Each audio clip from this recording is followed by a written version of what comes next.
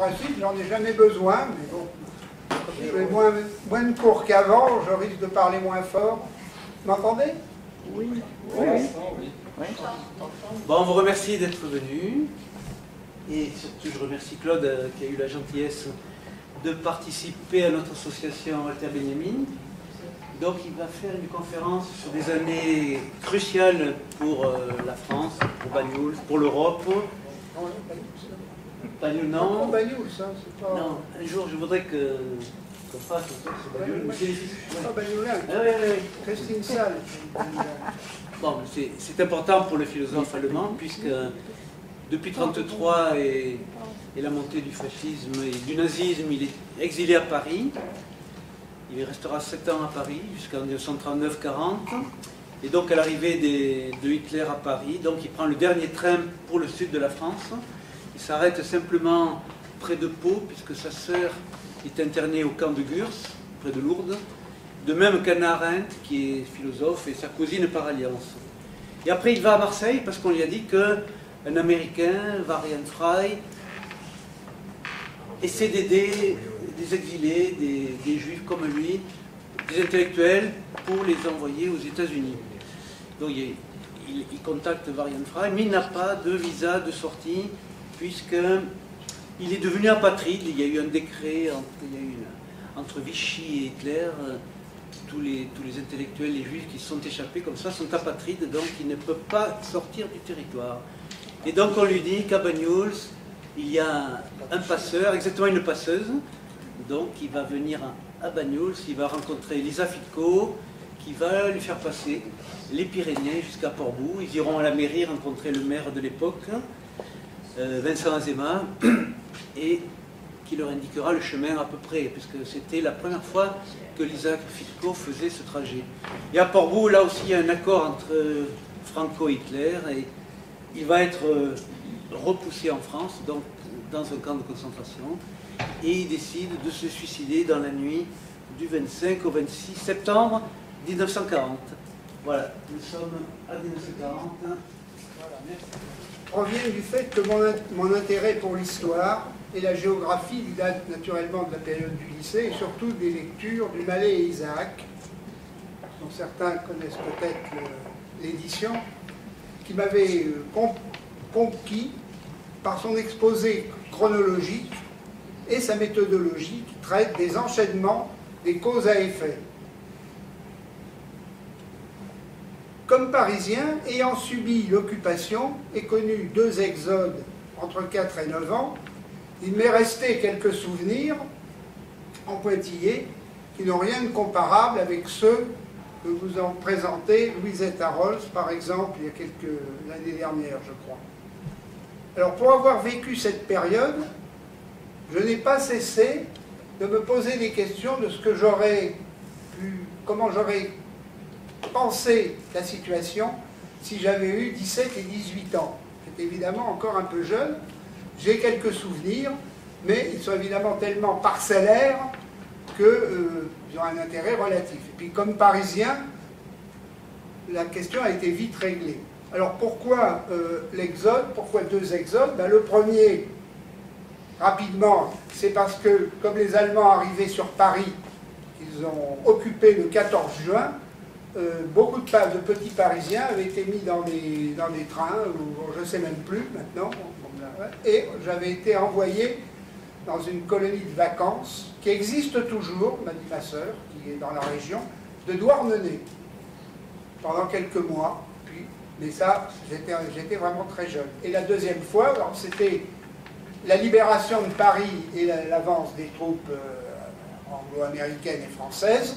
Et du coup, là, on m'avait envoyé dans la région de Hoche. Ce que j'avais, là, j'étais plus âgé, évidemment, puisque c'est la période de libération. Et je me souviens à ce moment d'avoir été très content d'être à Hoche, parce qu'il y avait encore des chars Tigres qui étaient détruits. Il y avait eu, dans la région de Toulouse, la fameuse division qui est remontée de sinistre mémoire sur la Normandie. Et il y avait des chars Tigres, un char Tigre qui avait été détruit par la résistance. Et mon grand plaisir avec des copains du coin, c'était d'essayer de récupérer des cales en en acier pour pouvoir jouer aux billes. C'était très prisé à l'époque quand j'étais petit. Alors en venant à Banyuls, comme enseignant-chercheur à l'Observatoire océanologique de Banyuls, j'ai découvert un aspect de la période vichysoise qui échappait en grande partie à Paris, à l'époque, à l'exception naturellement du cercle restreint des admirateurs des fascismes italiens, mussoliniens et franquistes. Ma réactivation périodique dans la marine nationale durant 20 ans m'a conduit auprès des jeunes futurs marins à évoquer divers aspects de la Seconde Guerre mondiale et du rôle des marines dans le conflit, d'où le choix de la photo sur l'affiche que vous avez vue. Alors, non historien de formation, mes sources sont essentiellement livresques, dont les références pourront être vues si on consulte l'histoire électorale de Banyuls que j'ai rédigée, où sont référencés les ouvrages de cette période dont nous parlons. Et je remercie le docteur Sabot qui m'a installé ce blog où je placerai effectivement après coup les propos que je tiens ici. Alors j'ai pu recueillir à Banyuls une masse documentaire, dont certains sont présentés ici, pas tous, il m'en reste encore beaucoup, dont certains je ne pourrais même pas les montrer parce que je tomberais sous le coup de la loi, comme vous le savez. Donc j'ai recueilli dans les greniers, par l'intermédiaire d'amis, toute une série donc, de documents sur la période de non occupée, puisque là mon sujet traite de la période, je dis bien, du pacte germano-soviétique 1939 au 17 décembre 1941. Alors pourquoi le 17 décembre 1941? C'est un peu étonné, je pense.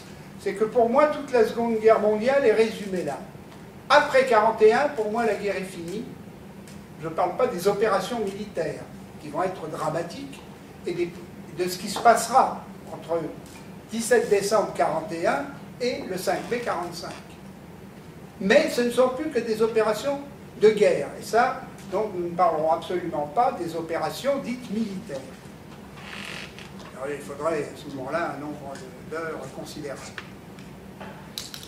Alors, de ma documentation relativement abondante, je dois avoir un peu plus de 400, presque 500 livres et journaux de l'époque, on peut en faire plusieurs piles à charge, comme Paxton, Marus par exemple, Allary, Kammerer, dont je vous indique ici, qui était un ambassadeur, qui a fait un résumé sur la période de l'armistice, descriptifs comme Henri Amorou, qui a fait une série de livres en 10 volumes, qui font bien 300 pages chacun.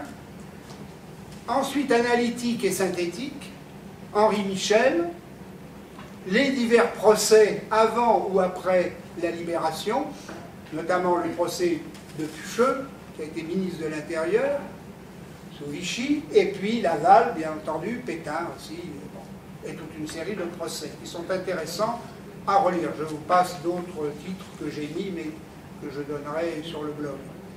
Ensuite, pour, vous avez quelques ouvrages qui essaient de défendre, ils le font souvent avec efficacité, le régime de Vichy, Pétain, un militaire qui s'appelle Le Groignac. Ensuite, Joseph Barthélemy, qui était ministre de la Justice, très intéressant évidemment, et l'amiral Offand.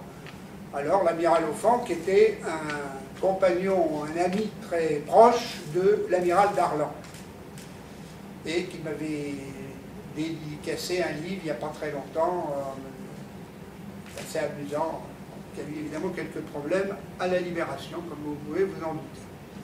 Alors c'est sur la chronologie événementielle, comme l'on procède lors d'études d'un écosystème et de sa dynamique dans le temps, que je me suis appuyé afin de comprendre au mieux cette sinistre période dans l'histoire de l'humanité.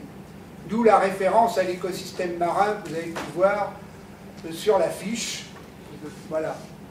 Moi, j'essaie de ramener les choses, effectivement, à un domaine le plus scientifique possible.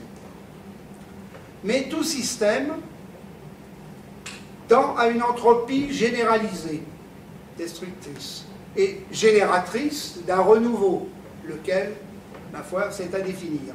Concept qui m'évoque Walter Benjamin, puisque je parle là dans le cadre de cette association, Walter Benjamin, pour qui l'Apocalypse amène la rédemption. Alors j'ai utilisé le terme de rédemption, je pense qu'il est inadapté et mériterait qu'un philosophe me traduise cette pensée-là. Bon, je ne suis pas philosophe, je suis vraiment tout à fait éloigné et je connais très mal, effectivement, la pensée de Walter Benjamin. Je la connais un peu mieux depuis quelques années, depuis qu'on s'intéresse à Banyuls, à ce personnage important.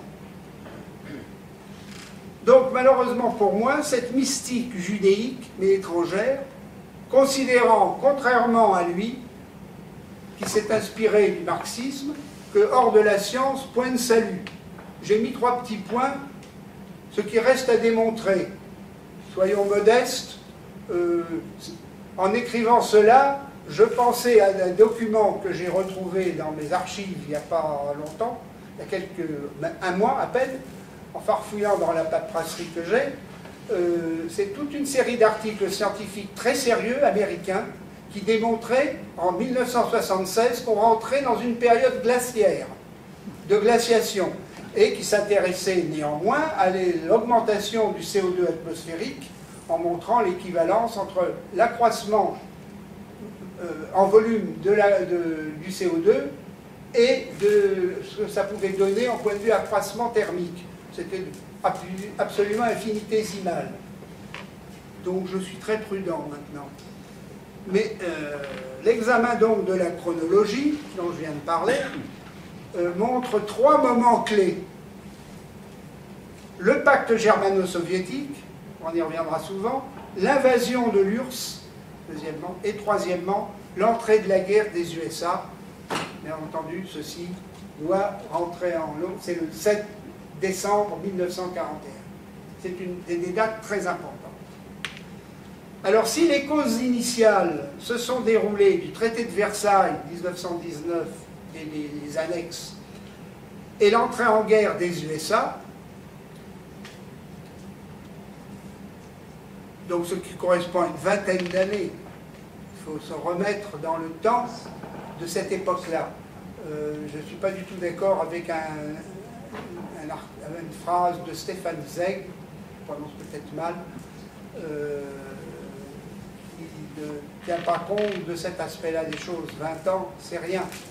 Bon, donc la mentalité 20 ans avant, elle va se repercuter 20 ans après, malheureusement.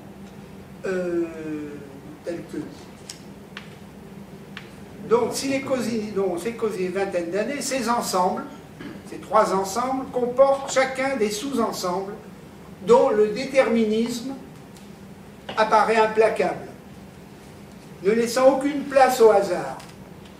Les historiens, évidemment, contesteront mes propos. Premier moment, pourquoi la logique du pacte?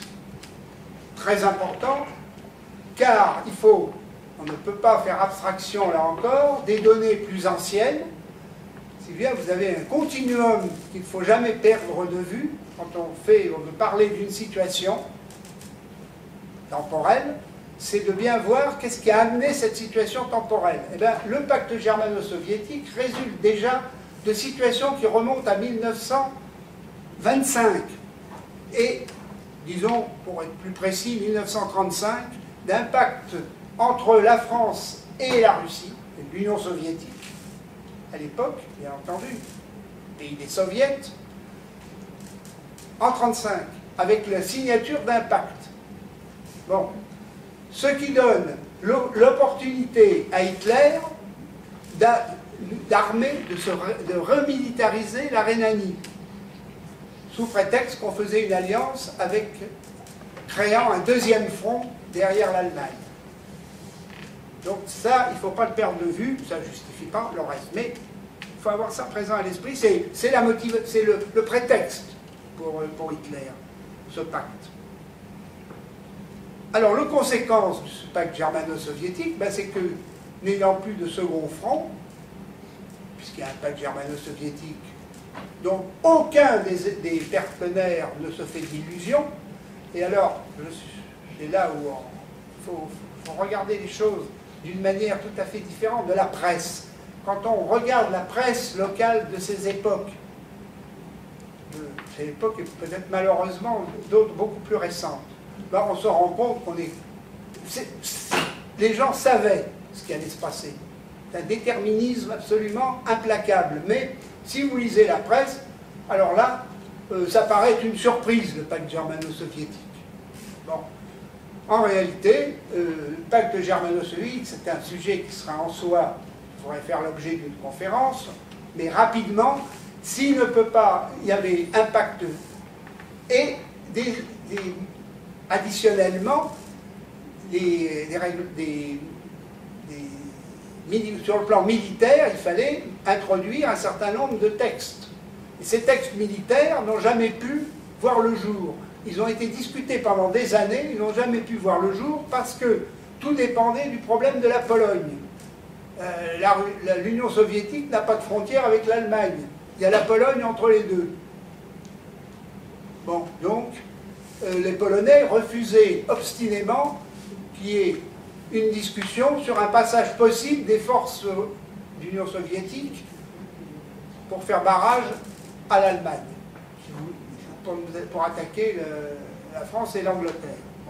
Donc, c'est mort-né. Et les soviétiques, évidemment, à ce moment-là, ne se faisant aucune illusion sur le fait que les Allemands avaient des visées déjà sur tout l'Est, toute la partie Est, je pense à la Roumanie, à la Bulgarie, etc.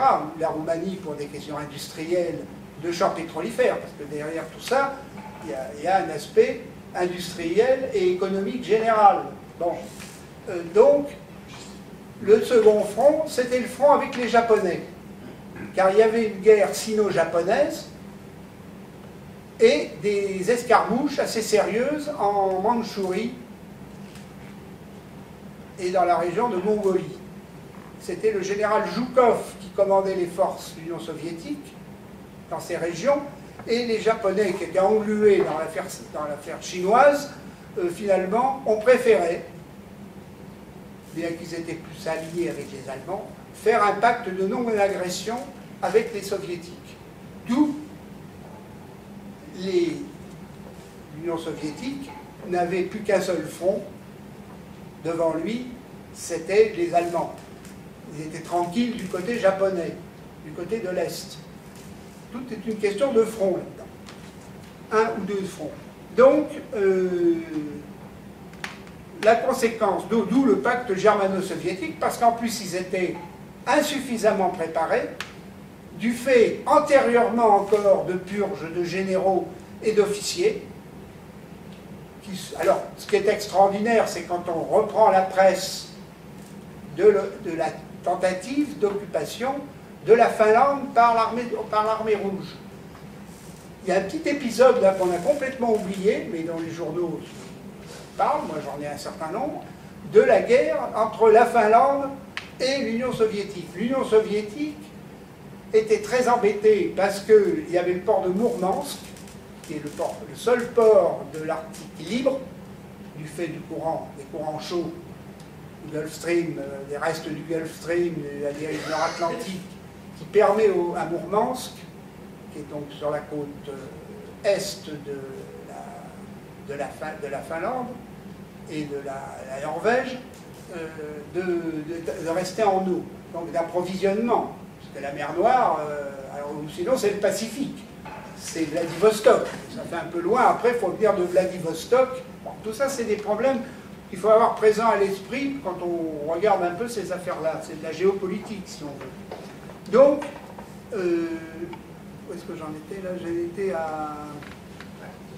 au pacte germano.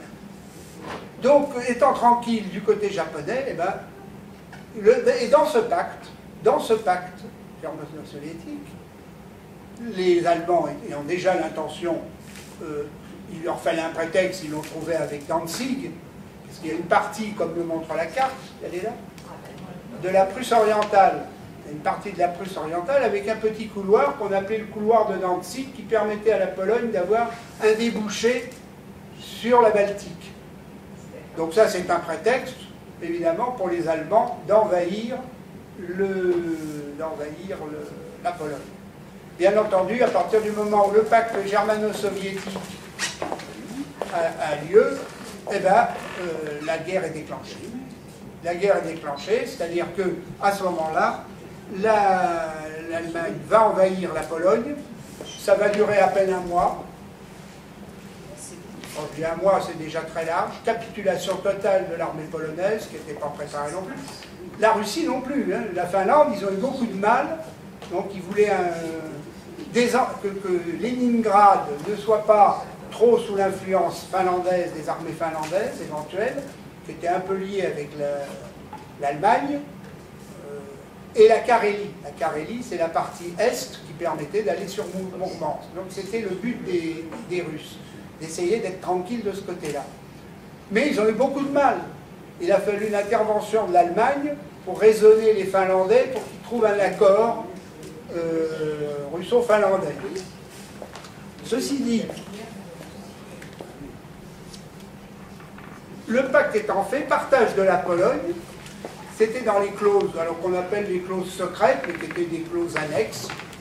Quand il y a eu la discussion entre les Allemands, Ribbentrop, Hitler et Staline, qui était d'ailleurs Molotov à ce moment-là, c'était les discussions, qui était ministre des Affaires étrangères, c'était Molotov qui avait viré, on avait viré le précédent, j'ai oublié le nom, Litvinov, on l'avait lié parce qu'il était beaucoup trop proche des Anglais et des Français, surtout des Anglais. Alors, et puis il avait aussi quelques ascendances israélites. Alors évidemment, ça ne pouvait pas plaire à Hitler, donc on avait préféré le liquider. Enfin, le champ, il n'a pas été liquidé physiquement, il a été mis sur le parallèle et on a nommé à ce moment-là Molotov. Et puis il y a eu un deuxième aspect dans cette affaire-là, c'est que Hitler a dit, ah ben, vous savez, le pacte, Staline a dit le pacte du Comintern, c'est-à-dire qu'il mettait en liaison les différents partis communistes européens sous la direction de Moscou, on va l'abroger. Effectivement, il a été abrogé qu'à par la suite. Mais il a fait comprendre à Hitler que le pacte communiste... Bon, parce que ça demandait à tous les pays communistes des pays européens de suivre la politique établie par Moscou. Bon, c'est internationaliste. Si on n'est pas communiste, on n'est pas internationaliste ou vice-versa.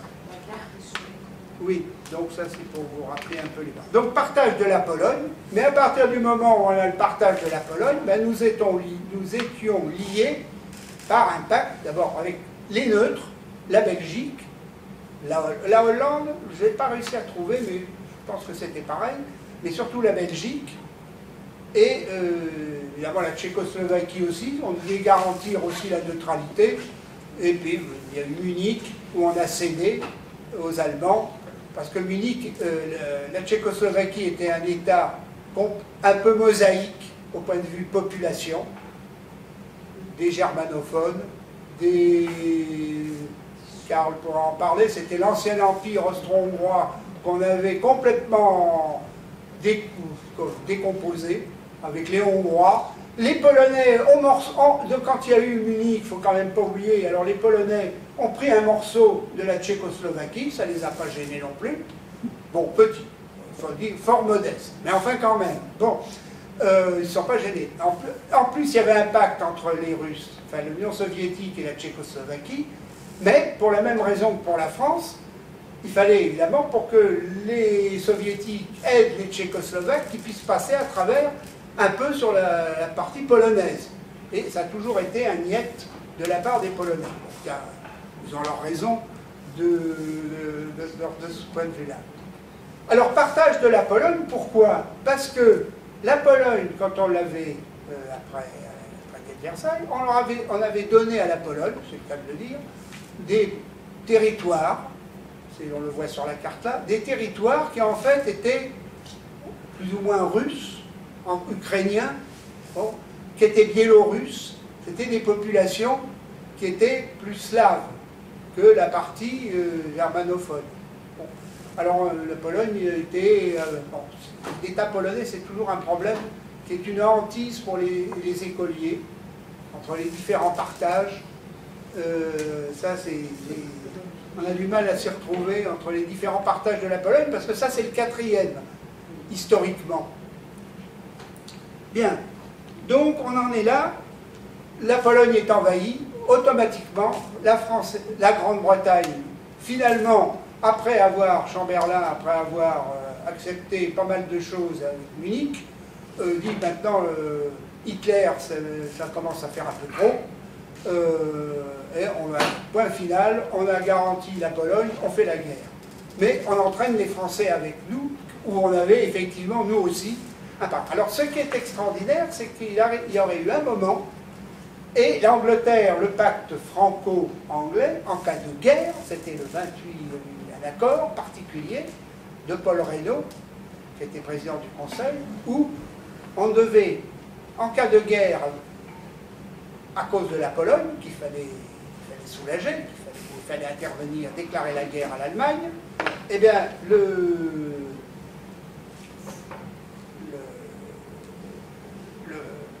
comment dirais-je, on était liés, c'est-à-dire qu'on ne pouvait plus faire d'armistice et de paix séparée l'un sans l'autre.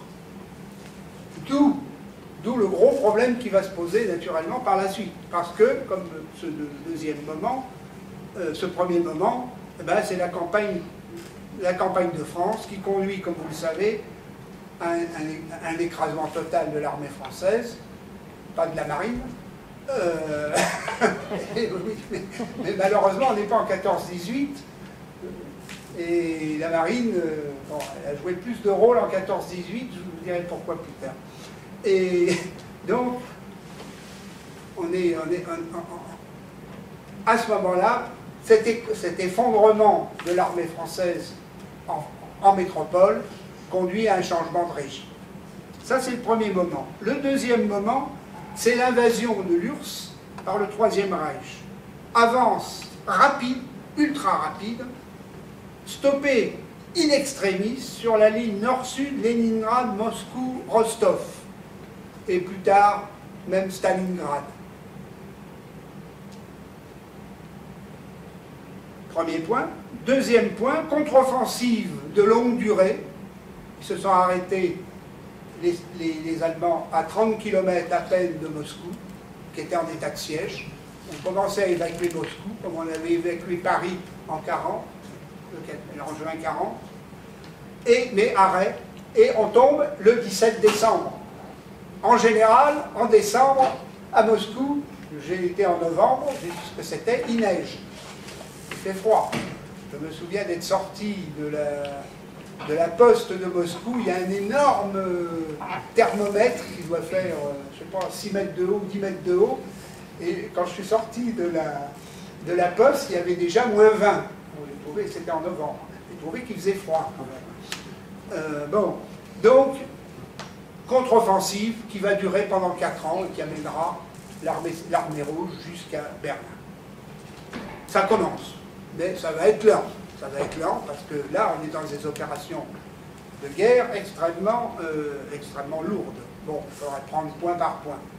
Ce que je voudrais dire, c'est que dans ces... J'aurai plus le temps de le redire après. Dans ces opérations de guerre, il existe des conventions. Je ne parle pas des conventions de Genève, de la Croix-Rouge. Je parle des conventions de La Haye. Convention de La Haye qui date de 1917. Non, même plus avant d'ailleurs. Convention de La Haye, elles sont de 29 juillet, les premières 1899. Et ces conventions de La Haye, donc on les a signées ou on les a pas signées, les Russes ne les ont pas signées.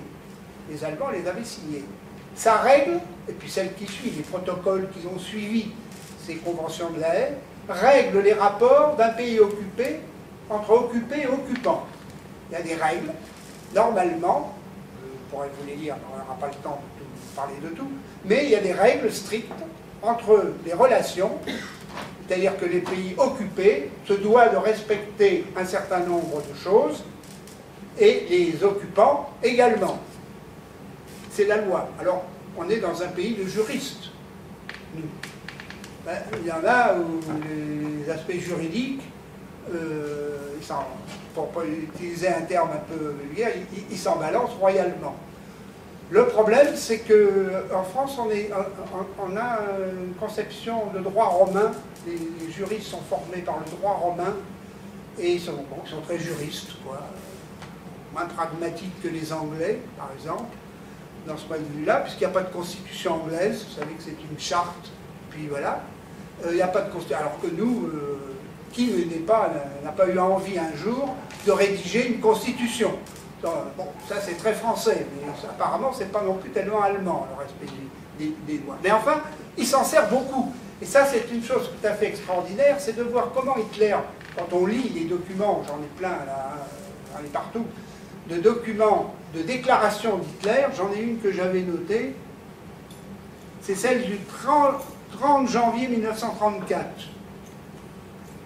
Ici, l'expérience enseigne qu'une attitude humble, d'humble soumission chez les vaincus, loin d'inciter les vainqueurs à l'apaisement, les encourage toujours plus à de nouveaux abus. Bon, bien entendu, personne en France n'avait lu Mein Kampf et n'avait suivi, évidemment, les tribulations d'Hitler. Enfin, si, il y en avait quand même. Mais on n'en tient pas compte. C'est très, dichotomique. Elle est pour, elle est contre, elle est avec les excès à chaque fois, dans chaque exposé. Deuxième moment, donc je dis c'est l'avancement, on a terminé le deuxième moment. Le troisième moment, c'est l'attaque japonaise de Pearl Harbor. Alors là, il va être très court ce troisième moment. C'est le pré-bail et l'aide militaire illimitée des États-Unis à la Grande-Bretagne et à l'Union soviétique.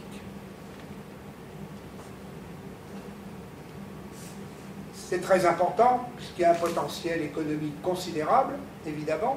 En plus, ça résout le chômage aux États-Unis. Roosevelt est très content de ces aspects-là. C'est illimité, mais c'est un pré-bail. Alors, il ne peut pas faire la guerre, parce que le Congrès, il n'y a pas les possibilités de déclarer la guerre. Il aide la Grande-Bretagne, il l'a aidé tout de suite. Il nous aurait aidé, nous aussi, tout de suite. Alors, nous avions un déficit en avion, il ne faut pas prendre le détail, les détails, ça nous entraînerait trop loin, mais il y a un déficit en avion considérable par rapport à l'Allemagne. Par contre, au point de vue de la marine, nous avons la deuxième marine au monde, la plus forte, après l'Angleterre. Parce que l'Angleterre, il y a eu une convention des marines, et les Anglais ont donné des papas. Alors là, l'Allemagne, vous aurez 35% du tonnage, de notre tonnage. Et puis les Français, alors Darlan n'était pas content, parce qu'il était justement, à ce moment-là, il allait à ses conférences, et la France, c'était, on avait un peu comme l'Italie. L'Italie aussi avait une marine assez forte, assez puissante. On était un peu plus fort que l'Italie quand même, mais moins fort que les Anglais. Mais enfin, la flotte conjointe franco-anglaise surpassait de 1 sur 2, de 2 sur 1, la flotte allemande. Voilà. Alors elle avait quelques défauts.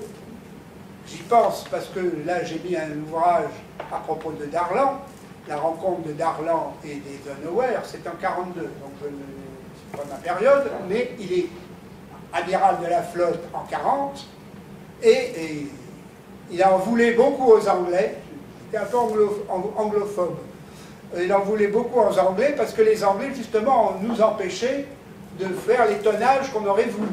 Ça ne nous a pas empêché quand même d'avoir deux très beaux cuirassés, le Jean Bart et le Richelieu. Bon, ceci est une incidente. Donc, nous avons fini avec ces trois moments clés. Et à ce moment-là, pour moi, la Seconde Guerre mondiale ne peut plus être perdue par les Alliés. Reste le problème des armes à destruction massive. Soit, alors, on connaît évidemment très peu cet aspect-là, quoique il y a eu un très beau film à un moment donné, mais qu'on ne redonne pas très souvent, qui est la bataille de l'eau lourde.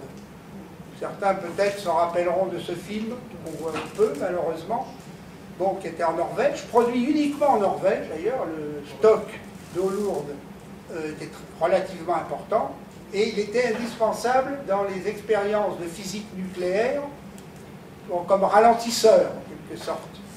Et cette eau lourde, heureusement, on a pu la récupérer. Je passe sur Narvik et l'offensive dont on a parlé, c'était surtout du fer, car les Allemands avaient besoin de fer.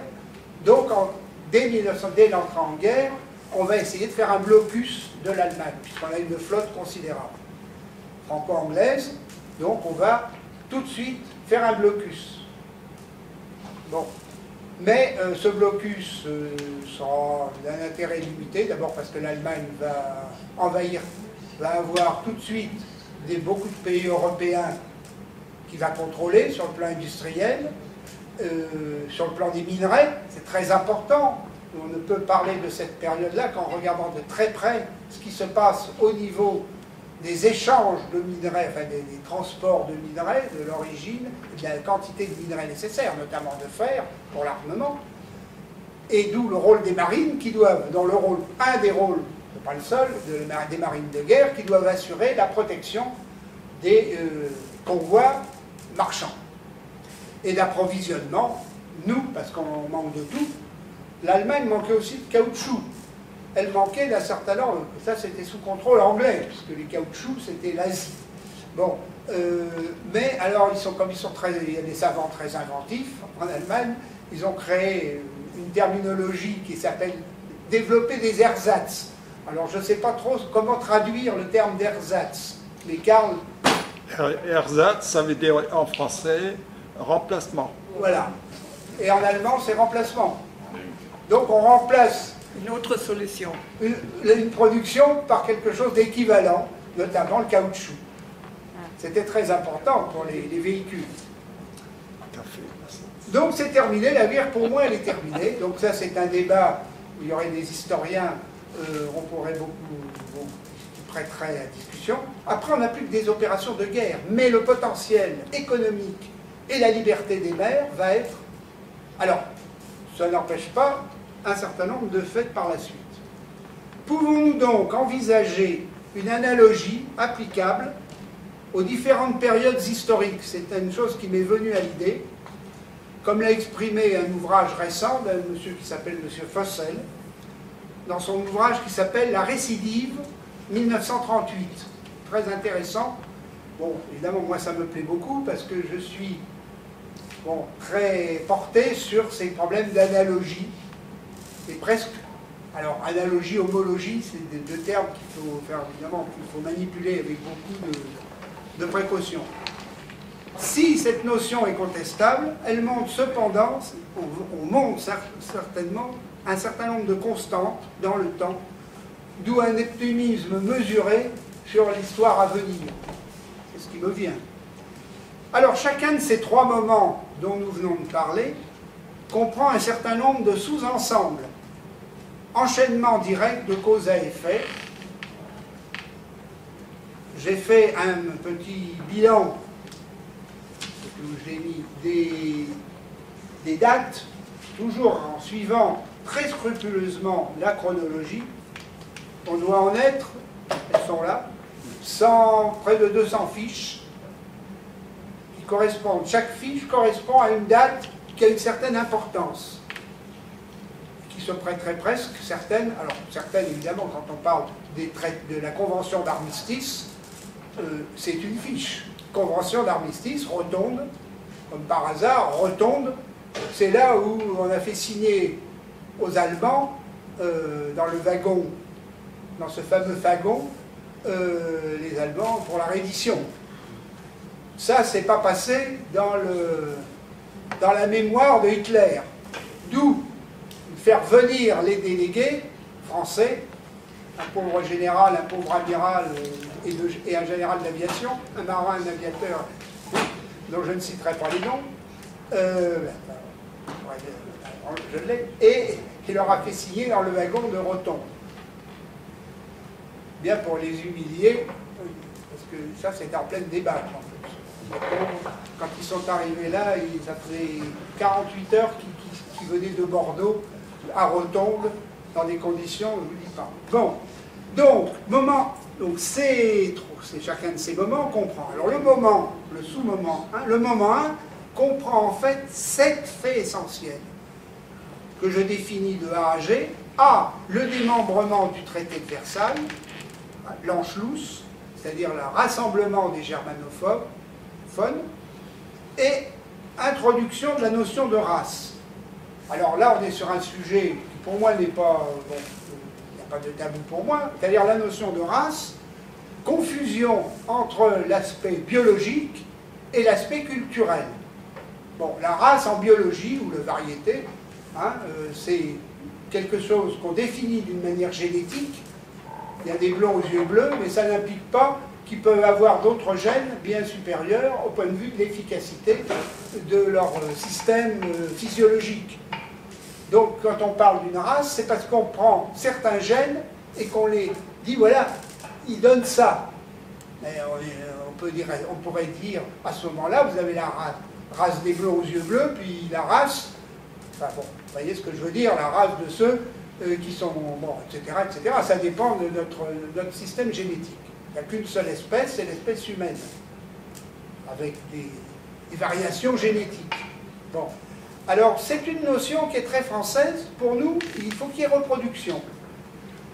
On peut parler après de variété, de race, mais à partir du moment où vous avez reproduction continue, c'est-à-dire en général, quand vous avez des espèces elles se croisent pendant 2-3 générations, à peine 2 générations, et après, elles ne peuvent plus, c'est le tigron, etc.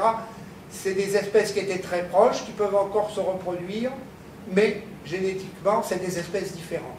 Ça, c'est des notions d'ordre biologique. Bon, c'est très clair. Par contre, alors l'aspect race au point de vue culturel, alors, je sais pas, bon, il y a des identités culturelles c'est autre chose. Mais on ne peut pas parler de race. Mais les Anglais n'ont pas tout à fait les mêmes notions que nous sur le problème de l'aspect reproductif continu, si vous voulez. Et on sait que ça a posé problème, et puis c'était une notion qui nous paraît maintenant complètement curieuse, mais on sait que ça a marqué toute la période justement d'avant-guerre, la notion de race. Alors il y a eu une très belle étude par un professeur de médecine qui a terminé sa carrière au Collège de France, qui était professeur d'hématologie à Toulouse, j'ai oublié son nom, excusez-moi, j'ai des trous de mémoire parfois, et qui venait à Banous, que j'ai très bien connu en plus, à une époque, il a fait d'ailleurs des livres sur ça, c'est lui qui a montré, au-delà des groupes sanguins A, B, C, etc., qu'il y avait encore des sous-marqueurs, etc. C'est-à-dire qu'on peut suivre une population, effectivement, grâce à certains de ces marqueurs. C'est très intéressant en soi. Bon, voilà. On est dans un aspect qui est là tout à fait de la biologie. Mais à l'époque, bon, j'ai des livres qui sont absolument invraisemblables. La race, c'était quelque chose qui était utilisé comme ça en dépit du bon sens. Mais on n'ose pas trop parler de cette affaire-là, ce qui est assez curieux, parce que, bon, il y a une espèce de tabou derrière, sans doute, mais y compris au niveau scientifique. J'ai fait des conférences sur la race et le racisme. Pourquoi? Parce que, il y a de ça très longtemps, parce qu'à la radio, à la télévision, on parlait beaucoup des races, du racisme on en parle souvent, mais il n'y avait aucun biologiste à qui on demandait d'en parler. Alors ça m'avait énervé, si bien que j'avais pris ma plume, là, comme ça, j'avais retravaillé la question, j'ai quand même un côté un peu biologique, de formation, et j'avais fait ce travail que m'a donné lieu à faire des conférences. Malheureusement, je l'ai perdu, ce texte, c'est dommage, parce que c'était ce que je viens de vous dire en résumé. Donc, démembrement du traité de Versailles, grand B, accord de Munich, démantèlement de la Tchécoslovaquie, et le pacte d'acier Allemagne-Italie, une alliance solide, heureusement pour nous, car on verra qu'effectivement, pour d'autres raisons, l'Italie, on a été content qu'il soit allié avec les Allemands. Quoique j'avais mon père, quand même, qui était en garnison, qui était sur la frontière des Alpes, qui n'a jamais tiré un coup de fusil parce qu'il n'a jamais vu un Italien. Et ils n'ont même pas pu prendre Menton. Bon, mais ils n'étaient pas prêts. Mussolini, il avait d'ailleurs signalé à Hitler, vous savez, il ne faut pas faire la guerre trop vite, parce que d'abord le peuple italien n'a pas trop envie de faire la guerre. Bon, ils étaient un peu comme nous, 14-18 avait laissé des traces aussi. Bon, c'est jamais... bon, les populations ne sont pas toujours... Ils n'étaient pas formés comme a été formé, comme Hitler a pu former la population en Allemagne. Donc, grand C, quel pacte avec qui? Donc, éviter d'avoir affaire sur deux fronts. C'est la signature du pacte germano-soviétique, on en a parlé.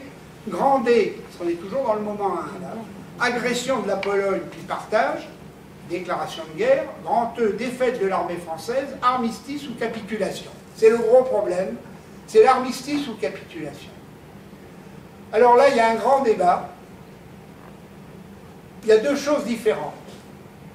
Le régime, la mise en sommeil du régime républicain, de la Troisième République, et l'instauration d'un régime nouveau. Alors, fallait-il capituler, comme ont fait les Hollandais? Les Hollandais ont capitulé. Vous ne pouvez pas faire autrement. Il fallait mettre les armes à terre, hein, et plus de Hollande. Bon. Mais leur gouvernement est parti en Angleterre. C'est-à-dire que c'était cessation des opérations militaires, l'armée est prisonnière, et puis c'est tout. Ou l'armistice. Alors il se trouve que pour Hitler, il était plus intéressant d'avoir l'armistice, la capitulation. D'abord, les militaires n'en voulaient pas. On ne demande pas à un maréchal et à un général qui était l'adjoint de Foch en 14-18, parce que tous ces généraux étaient de la période de 14-18, pour la plupart sauf de Gaulle. D'abord, c'est un cas un peu à part. Et encore, il n'était pas général, il était colonel. Bon, à ce moment-là, à titre provisoire, général. Bon. Donc, on ne conçoit pas de capituler, comme un marin ne conçoit pas que son bateau soit pris. Ça a été pour les Allemands le Graf Spee, au large de Montevideo, qui était poursuivi par la marine anglaise, qui était endommagé. Pour pas que le croiseur soit pris par les Anglais, il s'est sabordé, le commandant, avec son bâtiment. Pareil pour la marine française, il n'était pas admissible que la marine capitule pour l'amiral de la flotte. Je dis bien amiral de la flotte, parce que ceux qui ont été en Algérie, peut-être savent qu'en 1942, c'est plus tard, on l'appelait l'amiral à la flotte. Bon, mais ça c'est une autre histoire, je n'irai pas jusqu'à ces dates-là. Donc, la marine et Hitler, bon, n'était pas son brain trust, si je peux dire, mais enfin, même, il n'était pas idiot. Il savait très bien que armistice, ça l'intéressait. La capitulation, c'était pas possible, et qu'on risquait à ce moment-là que le gouvernement parte pour l'Afrique du Nord. Bon, il y a eu l'idée du réduit breton, qui était une idée complètement stupide. On l'a vu parce que les Allemands vont arriver à Avranches quasiment, même pas en 3 semaines. Hein. Bon, et puis il n'y avait plus d'armée française, alors elle était complètement dispersée, sauf sur la ligne Maginot. Alors là, elles ont tenu, évidemment. Mais on ne pouvait pas distraire dans l'attaque des gens qui étaient sur la ligne Maginot. C'est pas qu'il y avait grand-chose en face, mais il fallait bien y rester. Il y avait quand même pas mal de... Et sur le front des Alpes, il y avait quand même un nombre important de militaires français. On craignait quand même l'invasion, une certaine invasion des Italiens, parce qu'ils réclamaient quand même la Savoie, le comté de Nice, etc. Bon, et la Corse, ça on va peut-être plus leur blesser. Et puis, ils demandaient la Tunisie, et ils demandaient une partie de l'Algérie. Tandis que les Espagnols, eux, réclamaient de la Maroc et Oran. Bon, voilà ce qu'il y a. Alors, Hitler n'était pas idiot, il a calmé Mussolini en lui disant vous ferez une convention d'armistice, il y aura une convention d'armistice franco-italienne, mais qui n'a rien à voir avec la convention d'armistice franco-allemande. Et puis vous vous débrouillez avec les Français, puisque vous n'avez même pas été fichus de prendre Menton. Bon, donc c'était comme ça. Donc tout ça pour dire que le choix a été soit le départ en Afrique du Nord, soit l'armistice. Et il se trouve que Pétain, ayant été appelé au gouvernement, on se demande d'ailleurs pourquoi on appelle Pétain le 17 mai, le 17 mai, on change le général commandant du secteur, enfin de l'armée française, qui était Gamelin, le général Gamelin, par un rappel du Liban, de Syrie, Liban, le général Weygand. Bon, d'accord, il avait été adjoint de Foch en 14, enfin, hein. Et on rappelle Pétain qui était à Madrid, je me demande bien, avec un gouvernement qui était Paul Reynaud, qui était pour la continuation de la guerre. Il fait rentrer dans son gouvernement le maréchal Pétain qui n'avait qu'une idée, il l'avait déjà eu en 14-18, car ça c'est extraordinaire quand on relit et on revoit ça, c'est qu'en 14, quand il a vu l'hécatombe dans les premières années, la première année de la guerre de 14, il était aussi déjà pour un armistice avec les Allemands. Parce que finalement, cette guerre 14-18, c'est une autre discussion. Donc, c'était pas... parce qu'il y avait eu 1,5 million ou plus de l'armée française prisonniers. La marine, alors le problème s'est posé avec Darlan. C'est pour ça que j'ai mis le petit livre Darlan-Jules Mock. C'est amusant parce que Jules Mock faisait partie des officiers de marine et il était spécialisé, comme moi, dans les problèmes de recherche scientifique. C'est lui qui a mis au point la dématérialisation des mines, car les Allemands avaient fort ingénieusement créé des mines magnétiques. Il fallait donc, on s'en est aperçu malheureusement assez vite, mais le problème c'était de démagnétiser nos bateaux, les coques en fer, comme vous le savez. Et bien c'est Jules Mock qui l'a fait, entre autres choses. Et puis il y avait un deuxième point faible, c'est-à-dire que dans le traité de Versailles, les Allemands ne devaient pas avoir de sous-marins. Bien entendu, comme nous sommes très juridiques, un traité de Versailles, ça se respecte. Un pacte écrit, sur le plan juridique, on ne remet pas en cause. L'ennui, c'est qu'on n'a pas toujours affaire à des gens qui ne remettent pas en cause leur signature. Donc, il n'y avait pas d'ASDIC. C'est-à-dire, les ASDIC, c'est des dispositifs comme les sonars, qui avaient été inventés par un Français d'ailleurs, un physicien, qui était la détection des sous-marins. Eh bien, on n'en avait pas. Il a fallu que Jules Mock aille en Angleterre. Les Anglais en avaient très peu aussi. Il ne devait pas y avoir pratiquement de sous-marins allemands, très peu. Effectivement, on était supérieur en marine, même en sous-marin, par rapport aux Allemands. Donc, on a envoyé Jules Mock, il était très proche de Darlan. Jules Mock, qui était, incidemment, qui était un ami personnel de Blum, qui avait été ministre du Front Populaire, qui était juif aussi.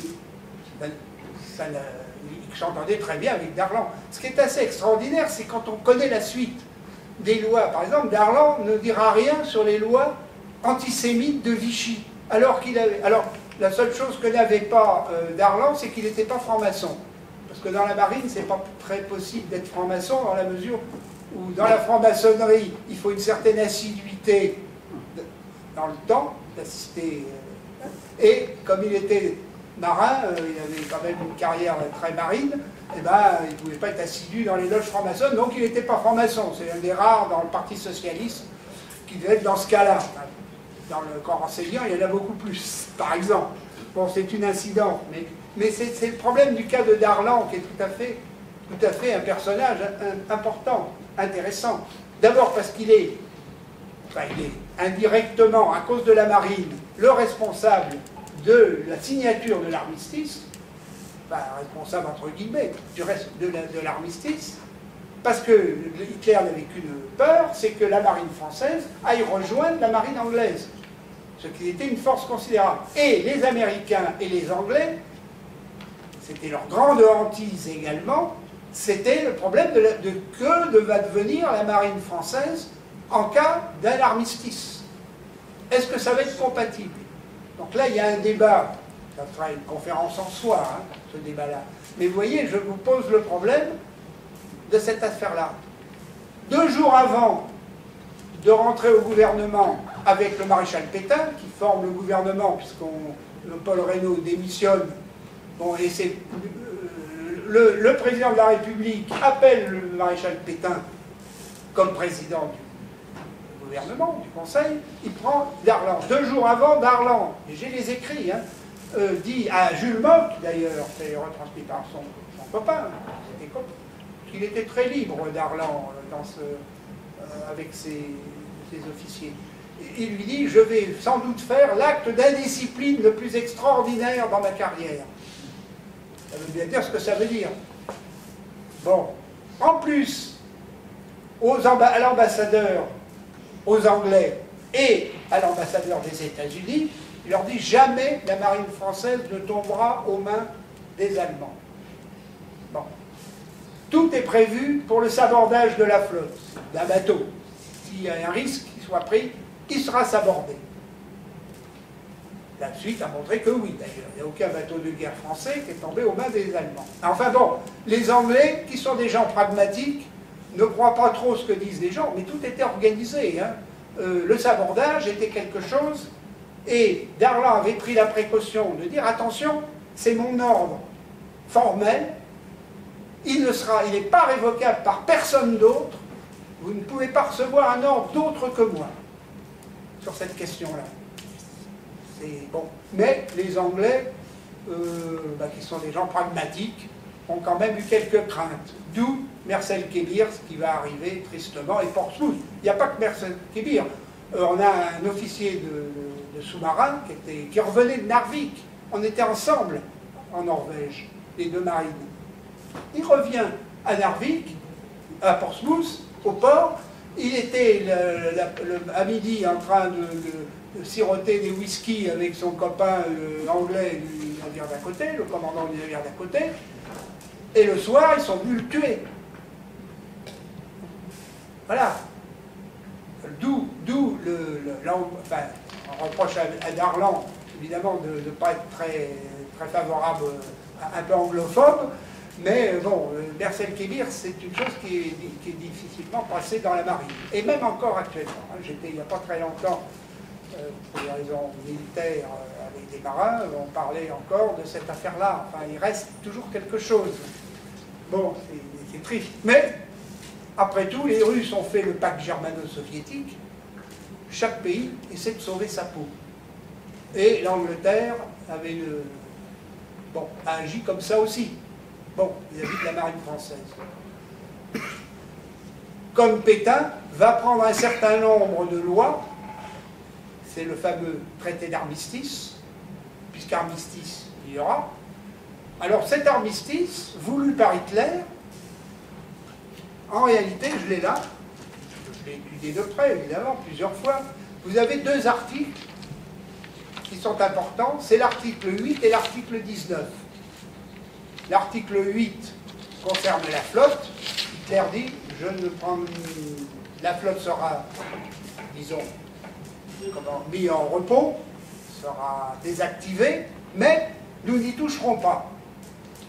Alors, il y avait une escadre à Alexandrie, il y en avait une à Mersel Kébir, il y en avait à Dakar, il y avait surtout le Richelieu qui était parti à Dakar, en catastrophe de Brest. Bon, avant que Brest soit prise par les Allemands. Donc, il y avait, et puis voilà, c'était Toulon, bien entendu. Et puis il y avait la Martinique aussi, avec l'amiral Robert. Alors là, il y a eu une entente entre les Américains et l'amiral qui était de Vichy.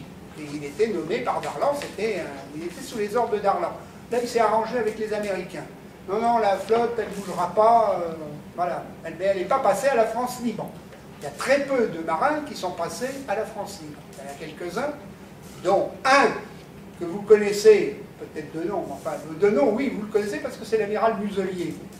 Il y a son fils qui est député, ou je ne sais pas quoi, dans la région de Marseille. L'amiral Muselier. Et cet amiral Muselier, c'est lui qui a créé la Croix de Lorraine. La Croix de Lorraine qu'on voit dans la France libre, sur les bâtiments, c'est l'amiral Muselier qui l'a créée. Bon, c'est une incidente. Donc on est là avec un problème d'armistice. L'article 19, l'article 8, la flotte ne sera pas touchée. Ça a été le cas. L'article 19, alors celle-là, c'est le seul article, c'était la remise aux Allemands de tous les citoyens, les prisonniers de guerre allemands qu'on avait pu faire. Il y en avait eu, pas beaucoup, mais il y en avait eu. Il y avait les blessés qu'on avait récupérés, les parachutistes qu'on avait pu récupérer, pour les faire prisonniers, quelques espions aussi sans doute, par la même occasion, et puis tous les ressortissants allemands ou germanophones. Alors ça englobait.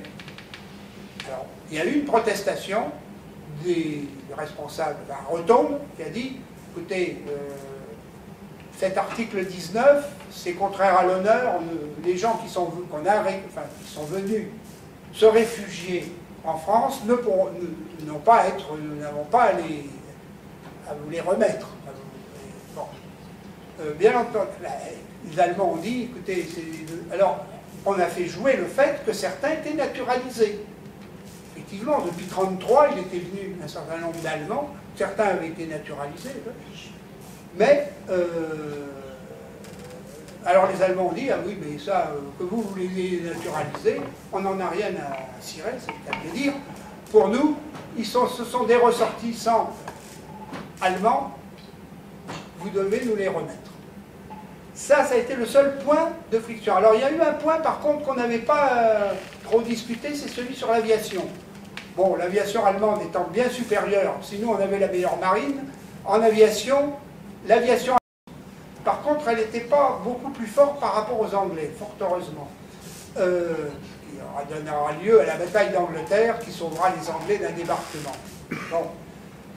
Donc, l'article 19, les Allemands ont dit, écoutez, c'est pas difficile, c'est un pan ou à laisser. Hein. Voilà. Alors évidemment, ça va avoir des conséquences par la suite terribles, notamment parce que dans ces populations qui étaient venues en France, il y avait beaucoup d'Israélites. Beaucoup de Français n'étaient pas touchés. Le problème, c'est que dès que le régime de Pétain s'instaure, et on est dans la période 39-40, hein, 40-41, c'est pas encore l'étoile jaune. L'étoile jaune viendra qu'après, et en zone nord seulement, et pas en zone sud. Mais dans la zone nord, il y a toute une série de lois antisémites qui sont prises par le décret-loi. Alors déjà, des décrets-lois avaient été pris en 1938 par Daladier sur les étrangers. On commençait à trouver, certains estimaient qu'il y avait beaucoup trop d'étrangers qui étaient réfugiés.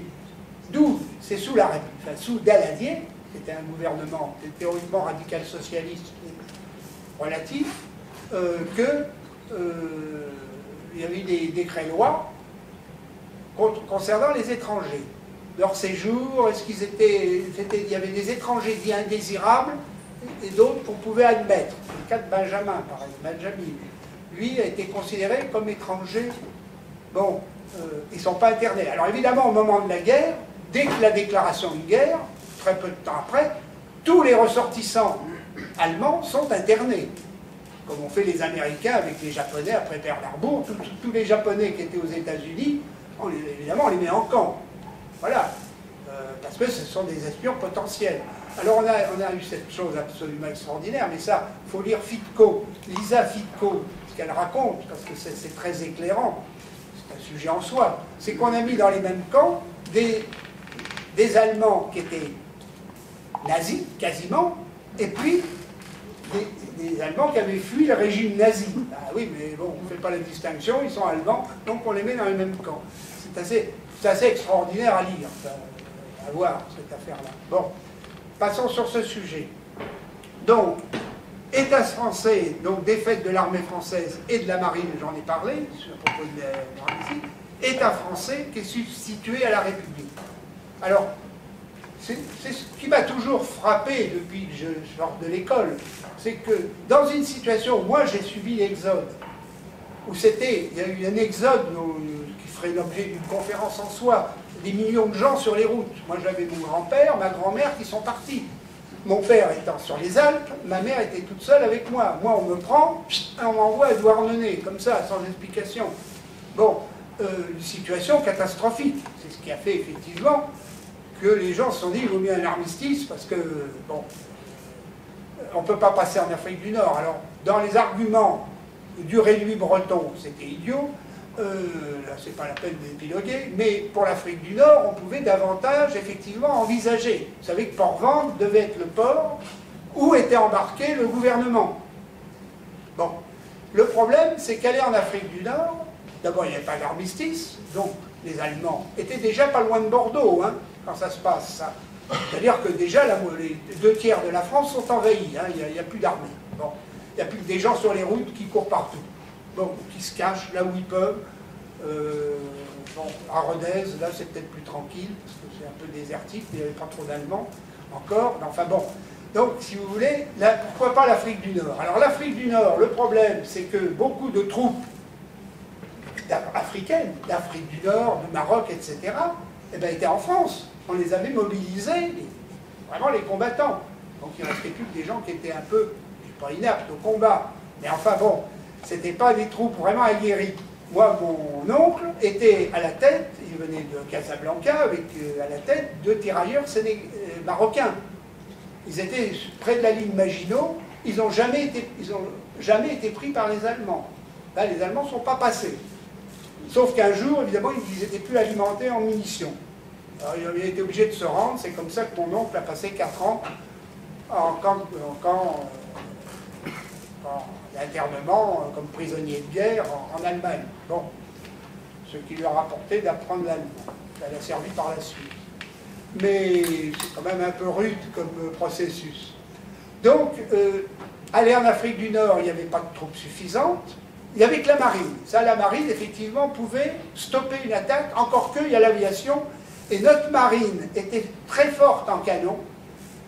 J'en reviens sur le problème de Darlan. Pourquoi Darlan était un personnage tout à fait particulier qui a succédé à Laval, comme vous le savez, qui a été chef du gouvernement. Rien que Darlan, ça serait l'objet de plusieurs conférences. Pourquoi Darlan a été pris par Pétain, comme son successeur d'ailleurs? Parce qu'en 14-18, il était officier canonnier. Il n'avait pas sorti d'un grand rang dans la marine, et il était donc canonnier. Alors, et il avait fait quand même, il avait navigué. On dit qu'il n'avait jamais navigué, c'est complètement faux. Il avait été sur des canonnières en Asie, en Indochine, etc., dans l'Asie, etc. Et puis, il a beaucoup travaillé au niveau de l'état-major royal à Paris. Et il était surtout très proche, comme il était de Nérac, c'est dans le sud-ouest, il était gascon, et il était très proche de Georges Lègue, qui a été souvent ministre de la Marine. Ça a facilité son avancement. Mais il a beaucoup travaillé, effectivement, pour le développement de la marine. Sauf que on était un peu faible, on a laissé un peu les sous-marins, la détection des sous-marins un peu en jachère, et par contre, il était très, très fort en point de vue canon. C'est comme ça qu'en 14-18, moi j'avais mon grand-père qui était dans les marines marchandes, qui a été torpillé, déjà à l'époque, mais enfin, ça c'était la Méditerranée. Mais Darlan, comme canonnier, évidemment, il n'y a pas eu beaucoup de guerres maritimes en 14-18. Par contre, sur le front de l'Est, on a amené beaucoup de canons de marine. Et c'est comme ça que Darlan a été officier canonnier à Verdun, sur la région de Verdun, si vous voulez. D'où pour Pétain, Darlan était vraiment un militaire qui avait combattu en 14-18. Alors, qu'est-ce qu'il a eu comme argument? Ça, je ne le sais pas, et Jules Mock ne l'a pas su, parce qu'il a revu Darlan après l'armistice. Il a pris d'ailleurs la tête d'un réseau de résistance, Jules Mock, qui s'appelait 1793. C'est un des premiers mouvements de résistance en France, d'ailleurs, avec le musée de l'Homme. Et l'OCM, comment? Et l'OCM, l'Organisation Civile et Militaire. L'OCM. OCM, oui. Mais enfin, les premiers, c'est là, hein, c'est Jules Mock et puis le musée de l'Homme. Après, il y aura l'ORA, enfin, les militaires aussi qui s'y mettront. Mais voilà, alors tout ça pour dire que eh ben, il aura la carrière qu'il a eue. Alors, carrière assez extraordinaire, puisqu'il finira avec le général Eisenhower en Algérie. Bon. Voilà donc les 3 moments qui ont été définis. Conclusion de cet exposé, la chronologie événementielle, dont j'ai tenté d'extraire les dates pertinentes, elles sont là, explique-t-elle la période concernée? Y a-t-il place pour le principe d'incertitude dû aux facteurs humains et environnementaux? Ou considérer un déterminisme dans l'application de la loi anti-hasard à partir des concepts qui sont développés par les physiciens et les chimistes et la thermodynamique? Ça, c'est une vision très scientifique des choses. Peut-on modéliser l'évolution d'un système historique à partir des paramètres et en déduire un algorithme?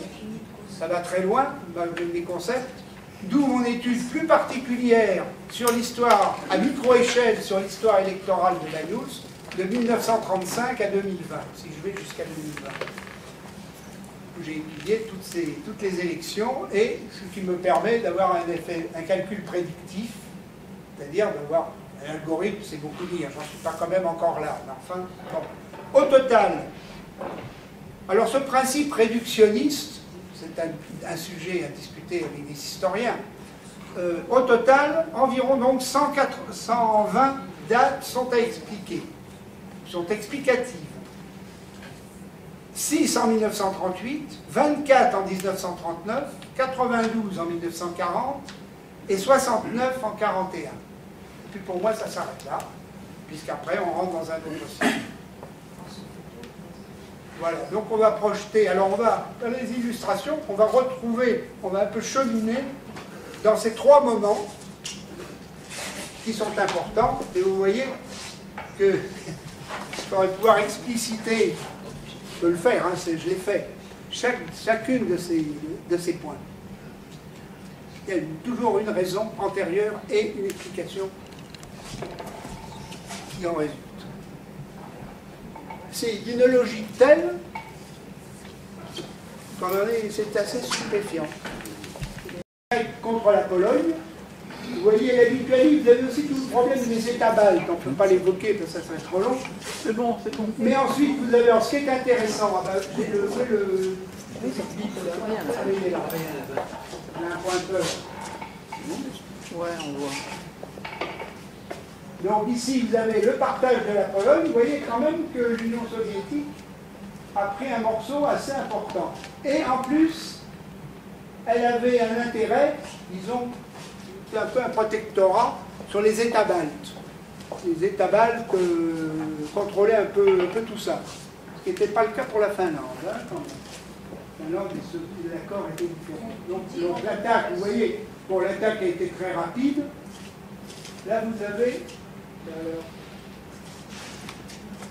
avez Brest-Litovsk, un point classique pour la Slovaquie, la Hongrie. Voilà la suivante. C'est bon. Donc là, vous avez les attaques, vous voyez le mouvement tournant.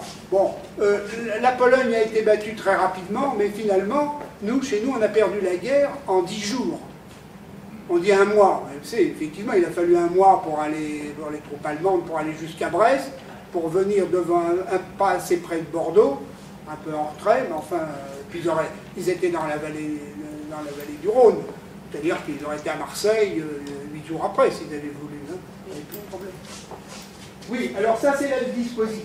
Alors, un problème intéressant, que je ne vais pas évoquer, évidemment, vous avez ici un certain nombre de forces.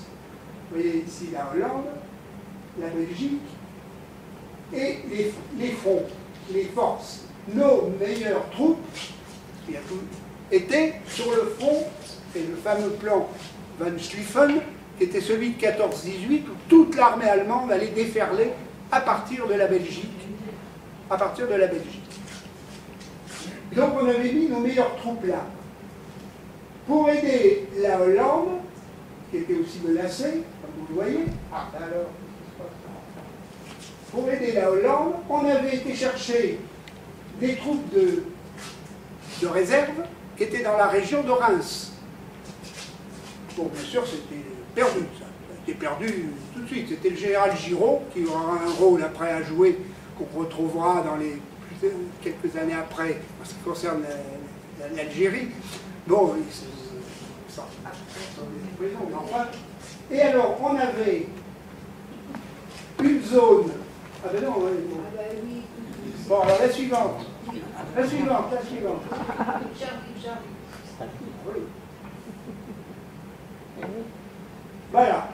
Alors la suivante, ben, c'est bien connu, c'est que, en fait, l'attaque allemande par la Belgique, l'Hollande et la Belgique, en fait, c'est un leurre. C'est pour attirer toute l'armée française, c'était les meilleures troupes, les plus aguerries et mieux commandées, enfin les mieux commandées, on discutera de ça plus tard.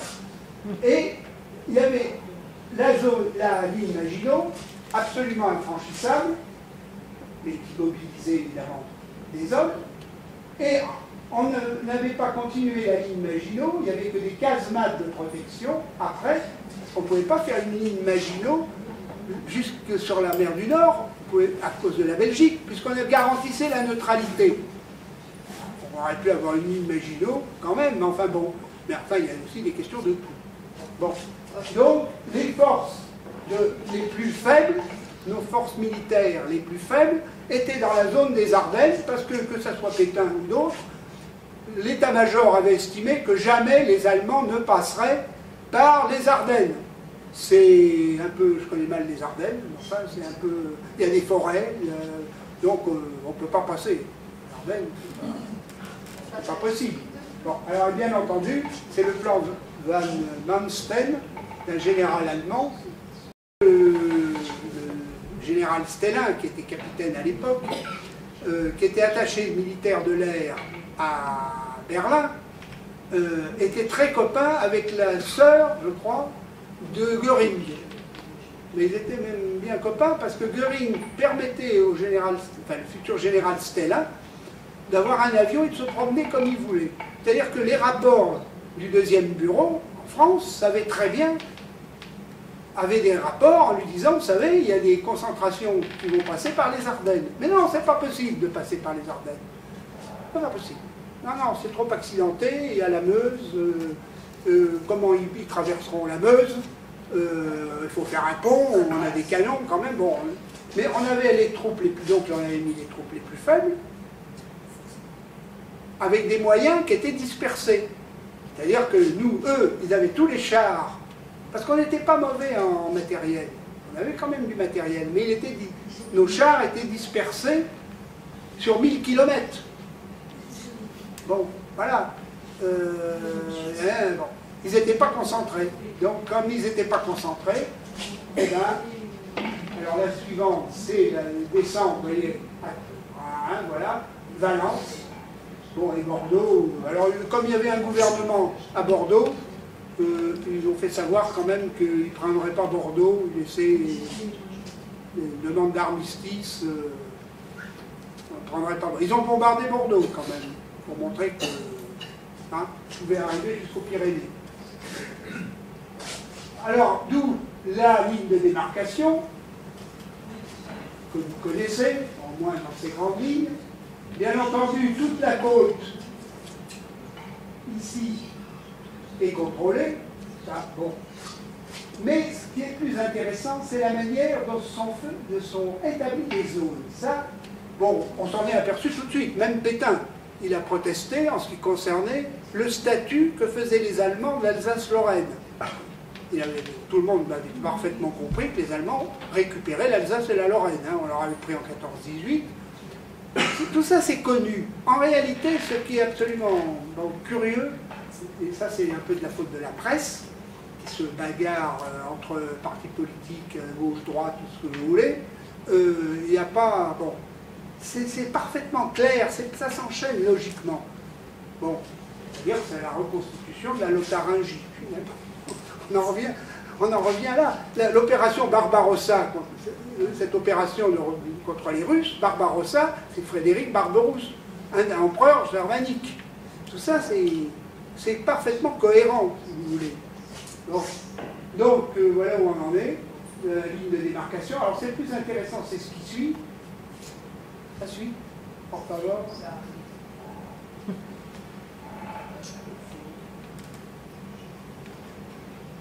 C'est beau quand même. Ah, alors, ça c'est les cartes d'alimentation, évidemment. Bon, un J2, la carte d'alimentation de Suzanne. C'est des points J2. C'est là, vous voyez, écrivez quand même.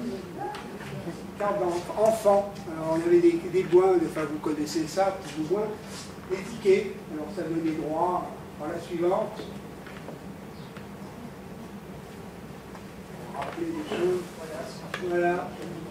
Alors, il y a toujours des bons, hein, pas de l'alimentation. Mais par contre, je crois qu'il existe préparer des bons d'essence. Encore. Bon, la suite. Carte de ravitaillement. C'est la suite qui est plus intéressante. Oui, attends, mais j'ai un souci. Si c'est un souci, Alors, jamais cette histoire. je suis pas, c'est juste que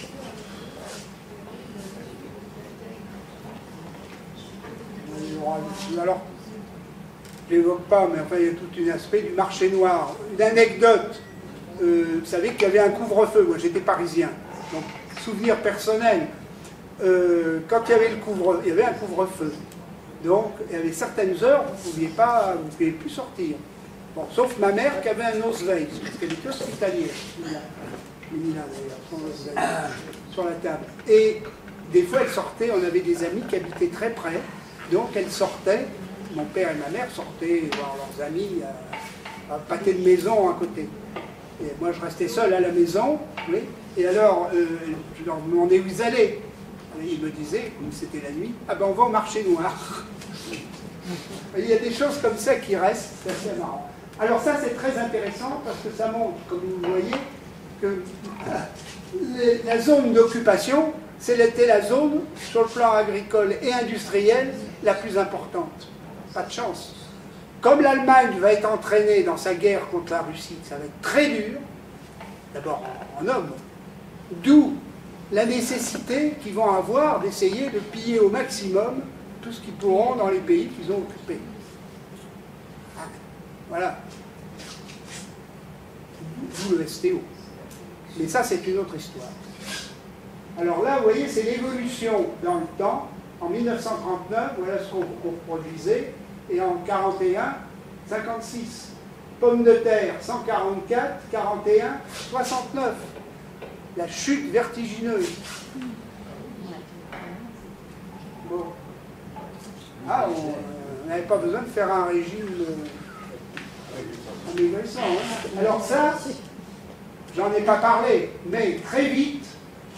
Alors déjà, oui, il aurait fallu que je commente un certain nombre de choses, mais dans la période de 1939, à la suite du pacte germano-soviétique, ça va donner un prétexte aussi, bon, d'interner les communistes, de les interdire déjà, interdiction du parti communiste et internement. Et lieu contre des militaires allemands, mais en zone nord, parce qu'il n'y en a pas en zone sud, c'est la zone non occupée. Donc forcément, si on tue un Allemand, ça sera dans la zone nord. C'est déjà dans le métro parisien où un pauvre aspirant de marine a été tué, ça ne servait pas à grand-chose, mais c'était les ordres à un moment donné. Jusqu'à un certain moment, c'était les ordres. Ça a été les ordres en Russie, alors ça a été terrible. C'est absolument affreux quand on lit ça. C'est que les Russes n'avaient pas signé la fameuse convention de La Haye. C'est-à-dire il y avait les francs-tireurs. Sur les lignes arrières, l'ordre était de embêter au maximum les forces offensives allemandes. Mais par contre, alors là, tout était bon pour massacrer villages, femmes, enfants, tout qui passait. Hein. Ça a été affreux. En France, en principe, non. Sauf que, évidemment, là, il y a des problèmes d'otages, etc. Bon. Alors ça, ben, c'est les différents camps. Oui. Mais ça, les camps d'internement, vous aviez des camps d'internement, obligatoirement, quand vous êtes en état de guerre avec un pays, on est obligé de réunir les pas laisser... Alors ils repartent dans leur pays, on peut les réexpédier dans leur pays, mais Quelle année ça? Quelle année les camps? ça, c'est la période 41, le début, oui, très vite, très tôt, 41, quoi. Alors ça c'est Bagnoul, ça. C'est intéressant. C'est le haut qui est intéressant. Non, il a mis... Débouche-le un peu. C'est le haut qui est intéressant à voir. Ah oui. Ah, oui, c'est le haut de l'affiche, ça, on s'en fiche, il n'y a pas les mains. Bon, alors. Ah oui, c'est le haut qu'il fallait.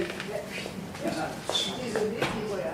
Si, voilà. Ah, c'est de... Alors, changement de régime. Merci, Jean. Changement, je dis, oui, l'occupation, enfin, après quand Pétain a signé l'armistice, État français, il n'y a plus de République.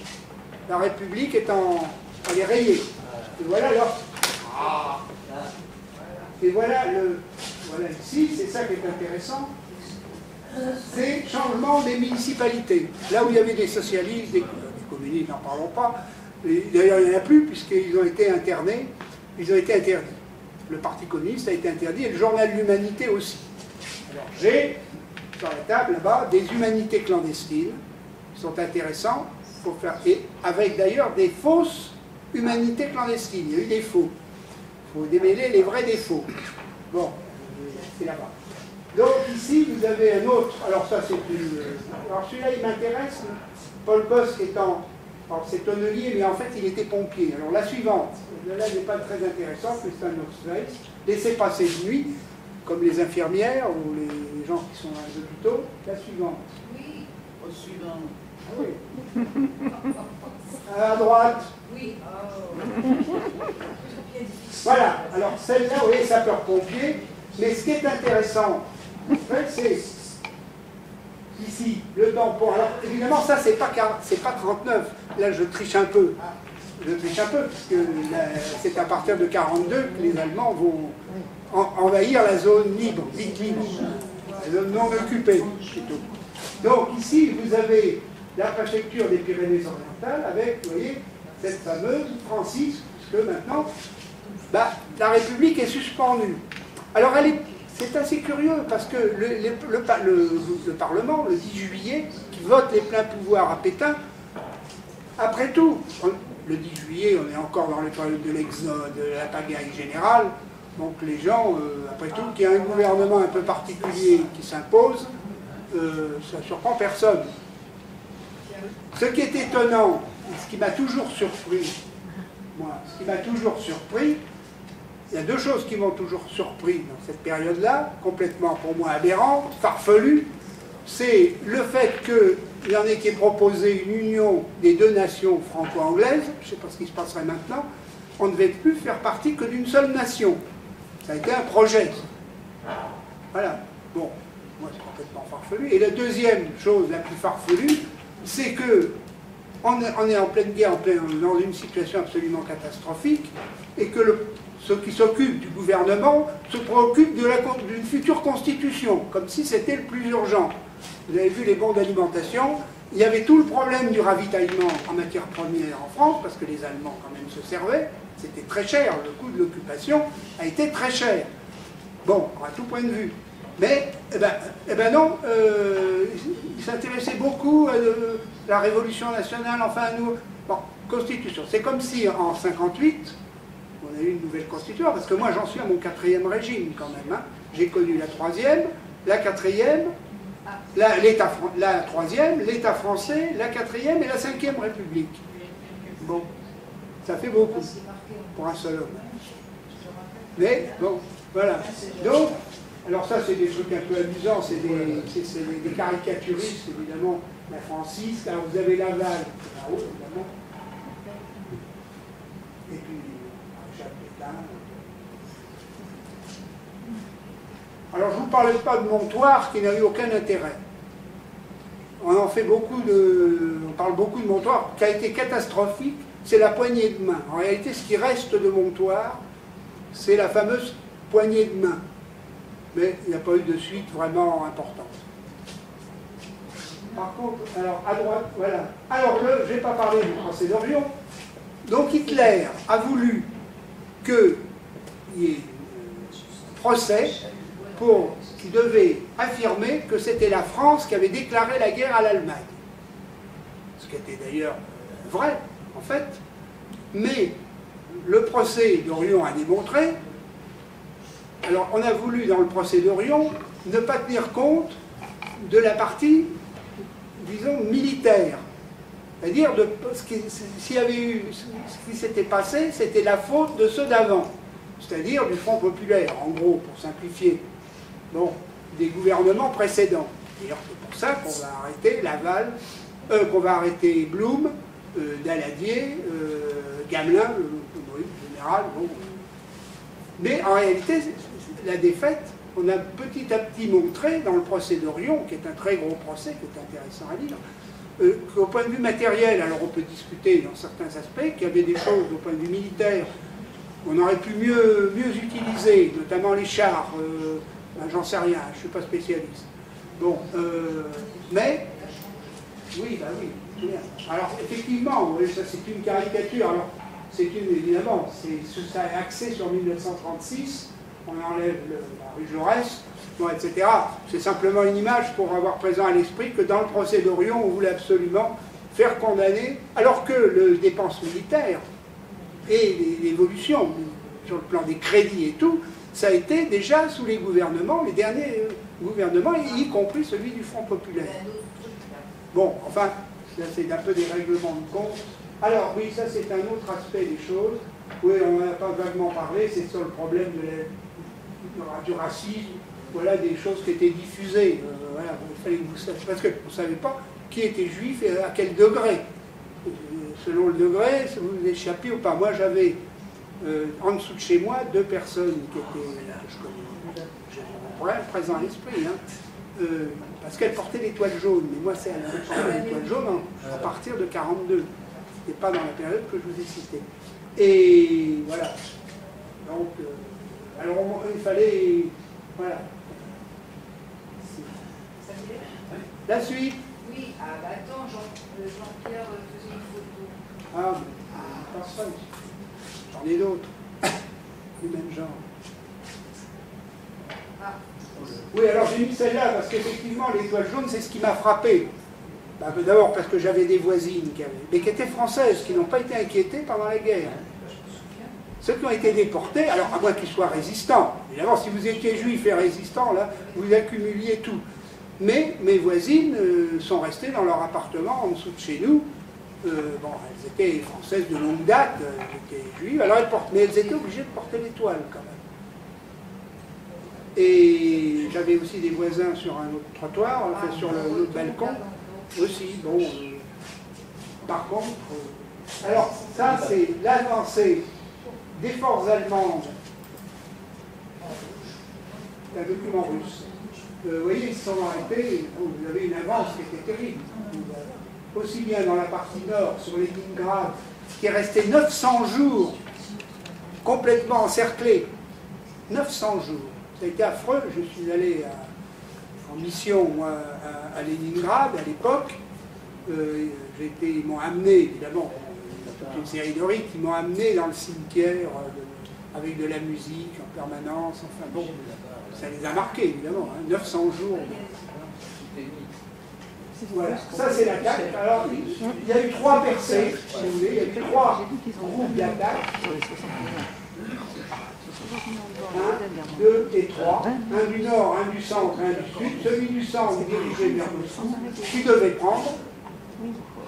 Ils se sont arrêtés à 30 km et on était donc en décembre.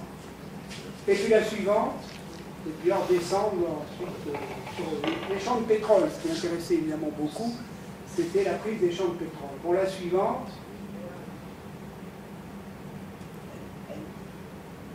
à droite, par favor. Alors c'est la contre-attaque. D'abord, on rétablit le général Zhukov, on le remet en fonction sur le front, il n'y a plus de front, comme je l'ai dit, à l'est, puisque les Japonais ils sont tranquilles, donc Ils sont aidés aussi par le pré-bail américain, les convois qui allaient sur Mourmansk, puisque c'est en zone, les eaux sont libres, donc voilà. Et le fait qu'il y avait des réunions, enfin, vous connaissez, après, entre Churchill, Roosevelt et Staline, sur le partage, la suite des opérations. Alors les Américains ont été très sensibilisés, je ne peux pas en parler parce que ça serait trop long, mais ils ont été très... ils avaient d'abord un ambassadeur à Vichy, auprès de Pétain. Vous me direz, les Russes aussi. Il y avait Bogomolov, qui était ambassadeur d'Union soviétique auprès de Pétain. Bon, jusqu'à ce que l'Allemagne envahisse, évidemment, au début, Bogomolov. Bon, après, il est parti. Et alors, la réception, quand il a quitté, puisque la guerre, ils ont rompu les relations diplomatiques à partir du moment où l'Allemagne a envahi la Russie. Et Pétain a reçu l'ambassadeur, Bogomolov, et l'a encouragé à bien se défendre et à résister autant qu'il pouvait aux Allemands. Vous voyez, on est dans une période où vraiment, il y a des choses qui sont un peu contradictoires. Alors peut-être, il se disait comme ça pendant qu'il s'étripe à l'Est, j'aurais un peu plus la paix chez moi. Bon. C'est la dernière, oui, bah c'est le...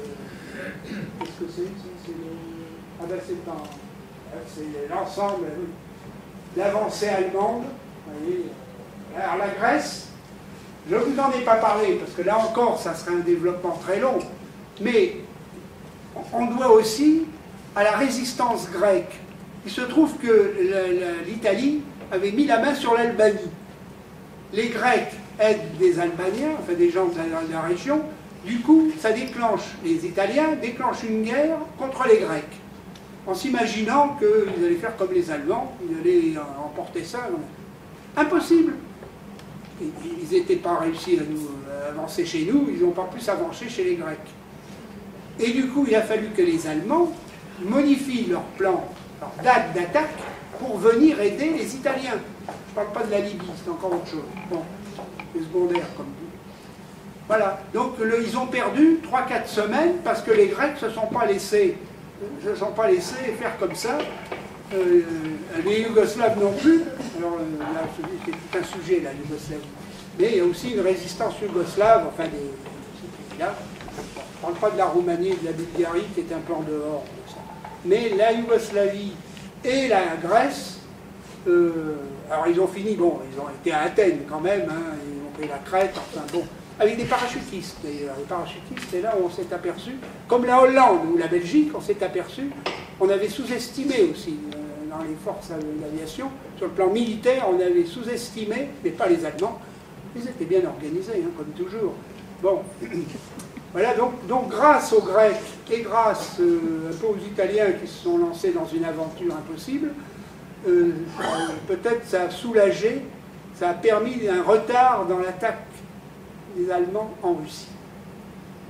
C'est pour ça qu'ils se retrouvent à 30 km de Moscou, mais c'est l'hiver, c'est décembre.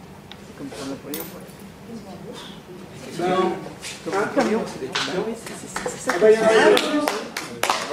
C'est les Russes et puis...